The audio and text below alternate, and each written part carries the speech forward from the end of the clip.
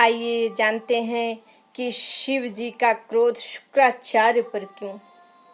शुक्राचार्य जी हवन कुंड पर बैठे थे और हे असुर राज प्रकट हुए और हे असुर लोकवासियों को प्रकट किए और प्रकट हुए। बोले भगवान शुक्राचार्य जी से प्रणाम करते हैं और बोलते हैं, शुक्राचार्य जी बोलते हैं कि मैं तुम्हें देवताओं के विरुद्ध अपना आशीर्वाद देना चाहता हूँ और मैं शुक्राचार्य अपने परम प्रिय माता की स्मृति से शपथ लेकर तुम्हें यह विश्वास दिलाता हूँ कि आज से मैं और मेरा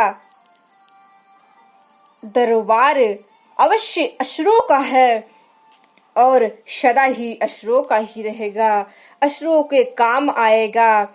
और तभी प्रणाम किए असुर लोकवासी। फिर बोलते हैं, गुरु श्रेष्ठ जी बोलते हैं कि विजय भव का आशीर्वाद दिए और बोले आप जैसा महाराज तपस्वी अगर असुरों का राजा बन जाए तो असुरों की विजय ही विजय होगी, ऐसा असुर लोकवासी लोग बोल रहे हैं। बोले तथास्तु। उसके बाद गुरु बोलते हैं कि वत्स तैयार हो। तैयार होते ही शुक्राचार्य ने अपने शिष्यों को आदेश दिया कि जाओ, असुर राज तुम्हारा ये गुरु तुम्हें आदेश देता है कि देवलोक में जाकर त्राहि त्राहि मचा दो और इंद्रलोक को ध्वस्त कर दो। तो कुबेर के कोष्ठ की लूट लो कोष्ठ को और सृष्टि का निर्माण को रोक दो। उसके बाद जाओ जाओ। बोले जो आज्ञा गुरु। उसके बाद बोले मेरी आज्ञा का पालन हो, मेरी आज्ञा का पालन करो। मेरी तपोबल आपकी रक्षा करेगा। अपने मंत्र से उन्हें बांध दिए, पूरा उन पर भार दे दिए। उसके बाद युद्ध प्रारंभ हुआ, भीषण युद्ध हुआ। इधर सभी प्रहार कर रहे थे बाणों से, अनेक अपने शस्त्रों से, मगर इन पर कोई चोट तक नहीं आई। उसके बाद सभी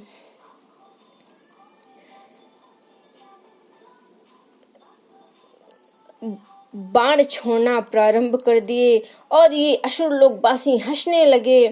वो हार गए और सभी महाराज बोले कि जाओ देव इंद्र अपने लोक की रक्षा करना,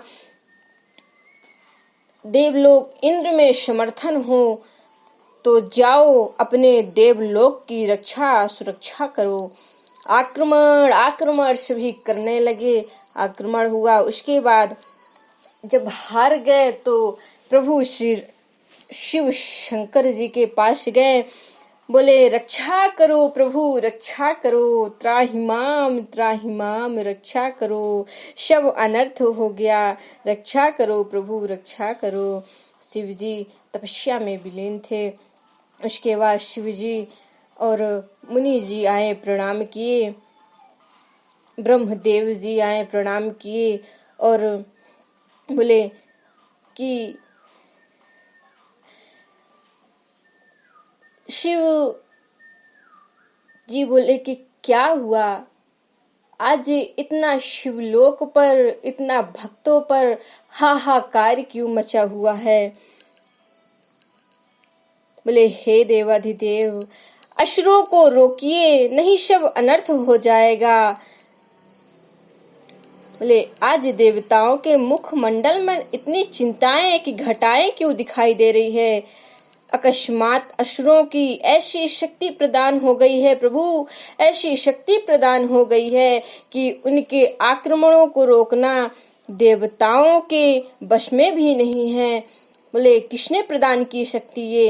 बोले भार्गव के पुत्र ने। भार्गव असुरों का साथ दे रहे हैं? बोले हाँ, उन्होंने असुरों का गुरुवत्व स्वीकार कर लिया है और गुरुदेव महाप्रभु देवताओं की शक्ति का गुरुवत्व स्वीकार किया है। इतना ही नहीं, अभिवेक है त्रिनेत्रधारी शुक्राचार्य ने असुरों को सृष्टि के निर्माण में बाधा डालने का भी आदेश दिया है कि त्रिकु पुत्र का ये दुस्साहस है। भार्गव ने तो अपने तपोबल के आश्रय पर भगवान विष्णु को भी ललकार दिया है कि तो प्रभु जी बोलते हैं, ब्रह्मदेव जी इतना अहंकार।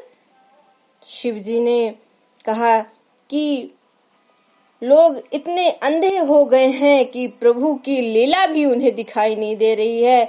उन्हें ब्रह्मदेव क्या, किसी ने उन्हें बताया भी नहीं कि उनकी माता को परम धाम की प्राप्ति हुई है। महादेव साक्षात महर्षि ने उन्हें बताया कि परंतु भगवान भार्गव ने अपने पिता की अवज्ञा करके असुरों को अपनी तपोबल से उन्हें अभय बना दिया है। और प्रभु आप ही भार्गव शुक्राचार्य का क्रोध से रक्षा कर सकते हैं। प्रभु रक्षा कीजिए, प्रभु रक्षा कीजिए। सभी चिल्लाने लगे, त्राहिमाम त्राहिमाम, सब अनर्थ हो जाएगा, रक्षा कीजिए प्रभु। तब शिव जी ने नंदी को बुलाया और नंदी जी आए, प्रणाम किए। बोले नंदी, भार्गव शुक्र ने देवलोक में उत्पाद मचा रखा है, तुम जाओ और साथ लेके आओ, उसे बंदी बना कर लाओ। बोले जो आज्ञा देवाधिदेव। चले गए। नंदी जा रहे हैं आप, और बोले कि भगवान शिव जी बोलते हैं कि आप सभी निश्चिंत हो जाइए, भार्गव की पूजा नष्ट किए। भार्गव अपनी पूजा पर विलीन था। उधर नंदी जी लोग सभी आए और भार्गव की पूजा पर नष्ट करने लगे।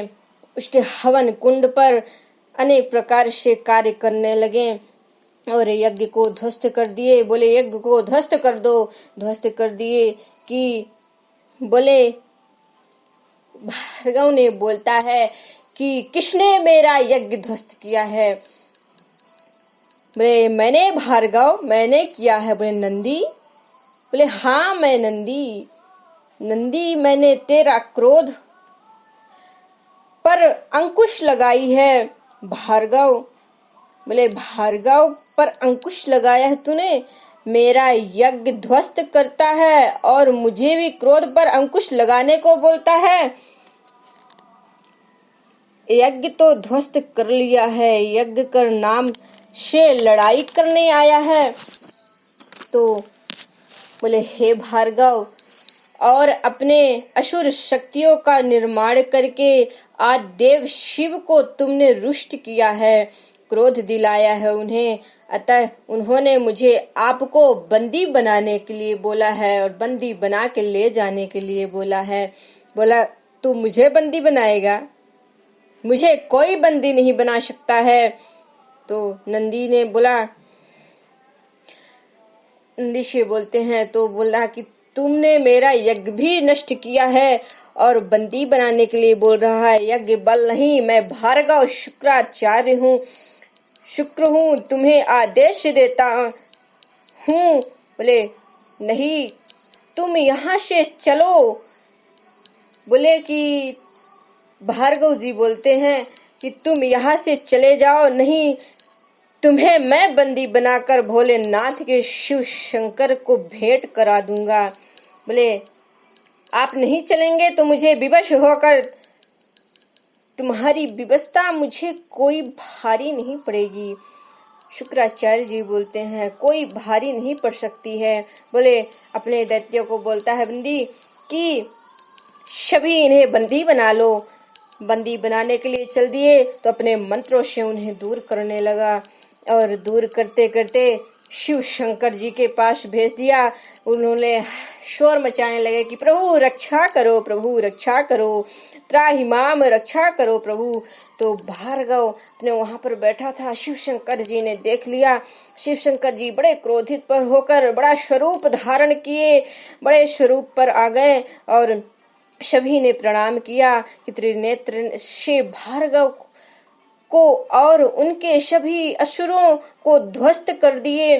और भार्गव भागने लगा। भागते भागते प्रभु जी के ही पास आ गया और प्रभु जी के पास आया और उनके त्रिशूल के अंदर जो लिए रहते हैं कमंडल, उसी में अंदर प्रवेश कर गया और भगवान श्री कृष्ण ने उस त्रिशूल को, कमंडल को जो उसमें लगी रहती है, उसको तोड़ दिए, बीच से धनुष का आकार बना दिए और अपने हाथ की गदेली में शिव जी ने उसे भार्गव शुक्र को ले लिए और उसे लेकर अपने मुख पर गटक लिए और सभी जय जयकार करने लगे। और आप अपनी वाणी अर्थात हाथ से त्रिशूल को धनुष का आकार बनाया, प्रभु आकार बनाकर किया, इसीलिए हे ये धनुष ये समस्त लोकों के विनाश नाम से प्रसिद्ध होगी और वो आप सभी विनाशधारी कहेंगे। और भगवान जी छोटे आकार पर आकर अपने स्थान पर बैठ गए। सभी जय जयकार करने लगे। बोलिए शंकर भगवान की।